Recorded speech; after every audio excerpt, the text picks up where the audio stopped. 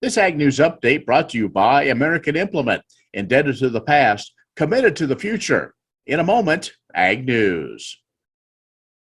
Would you like to see something done about high gas prices and low unemployment? Western Place Energy in Campus, Kansas is doing something about it. They're a proud part of Growth Energy, America's ethanol supporters, and they employ 38 people and will be adding more following the expansion. Ethanol fuel not only reduces the cost of regular gasoline, it's good for the environment and keeps money right here in the United States while supporting local rural jobs. Western Plains Energy, doing something for the future. When you've had a best friend for over 50 years, you develop a trust. And the Scott Co-op has been a trusted rural friend since 1957. A co-op keeps money in the area, doing business for and with their members. And that helps keep their hometown thriving with keeping money in the community. Scott Co-op is not just an elevator. It's the rural way of doing business. So, when you see an elevator, remember your friends at Scott Co-op. In Ag News, this week, Ag Secretary Vilsack granted the organizers of the National Beef Checkoff petition drive until October 3rd to collect the necessary signatures on the petition calling for a producer vote on the National Beef Checkoff program. The South Dakota Livestock Auction Markets Association and Steve Stratford of the Pratt area, Kansas-based Stratford Angus organized and initiated the National Beef Checkoff petition drive that began on July 2nd of last year. That was in the midst of the COVID-19 pandemic.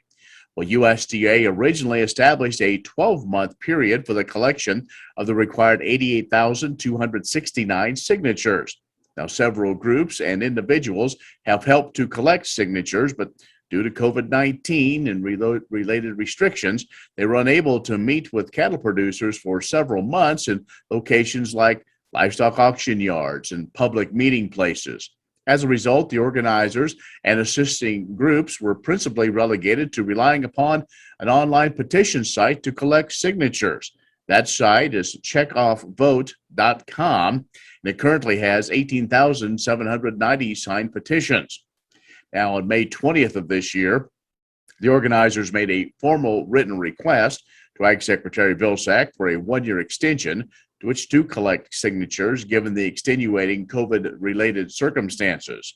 Now, they didn't receive a reply from Vilsack after the original 12-month period had expired on July 2nd of this year, so the organizers decided to keep the online petition site operational until a formal response was received. So this week, the response was a denial from Vilsack of the organizers' one-year extension request. Instead, it granted a 60-day extension beyond the date of the Vilsack letter. Vilsack wrote that the 60-day extension reflects the prevailing will of producers. Now, also in May, over 130 state legislators representing 11 states wrote to Vilsack asking him to call for a producer referendum on his own. Well, in response, Vilsack indicated he doesn't have the statutory authority to call for such a referendum unless requested by producers through the petition process.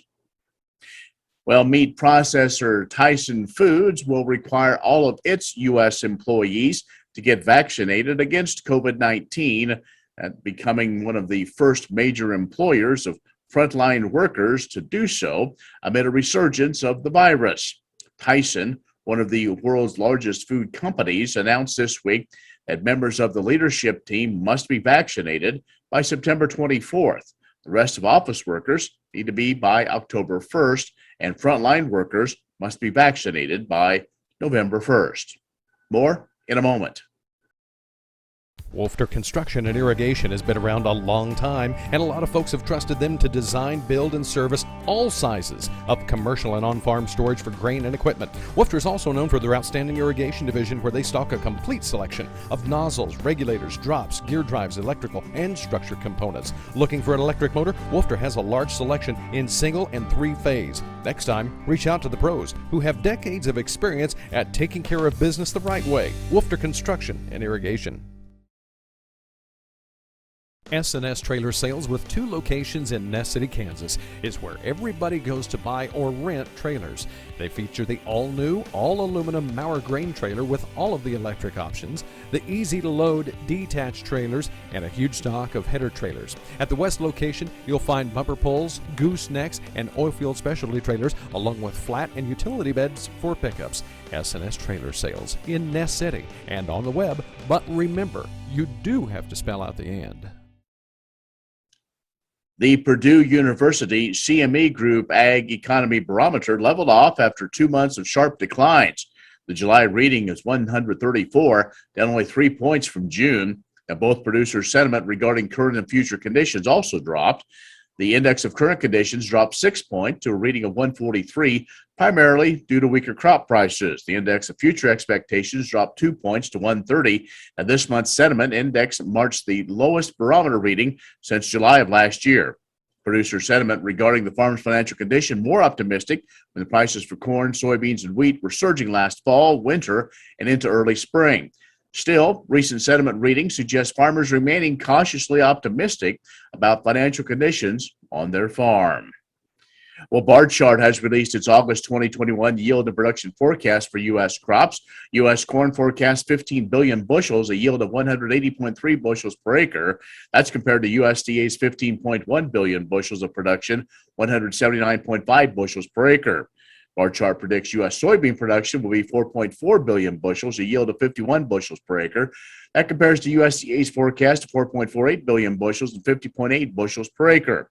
The company predicts U.S. hard red winter wheat yields 45.5 bushels per acre. USDA yield their forecast at 53.6 bushels per acre. That includes all winter wheat varieties. More in a moment.